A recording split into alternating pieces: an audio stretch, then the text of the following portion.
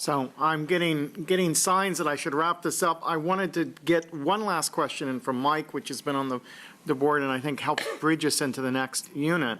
How does participation in the user-powered content environment shape the way we value ourselves as the crowd, is his question. Or how do we see ourselves? And you've written eloquently about that, I think, in Wealth of Networks, but I wondered if you could say something about how we see ourselves differently in such an environment. I think this is an enormously important question. I think it's still open as a matter of sociology and the development of culture, but I'm an optimist.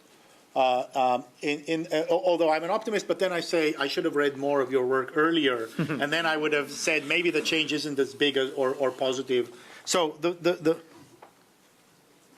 my misinterpretation, as it turns out, of the role of, maybe it's not that much of a misinterpretation, most consumers of media was one of relative passivity and relative relationship to a core that determined the content and a fragmentation of a sense of agency in people with regard to their cultural environment.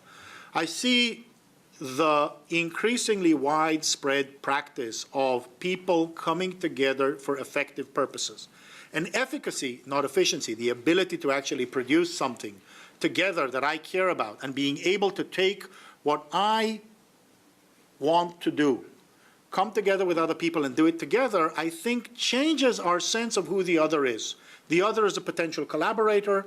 The other is a potential participant in a conversation. Myself as a more effective agent because of my capacity to work with the other.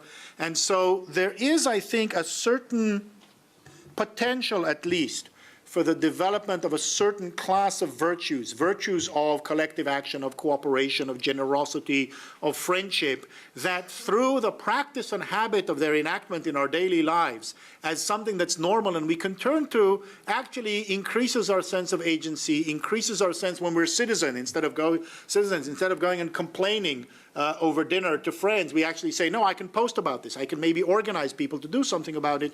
I think we're seeing a potential for increasing personal efficacy, increasing virtues of sociality, and increasing sense of social efficacy in opposition, not utopian, but in somewhat more effective opposition to existing and already well-known structures of power in society that have existed over a very long period. So I'm cautiously optimistic on this. Fantastic. Well, thanks for a great conversation. Thank you.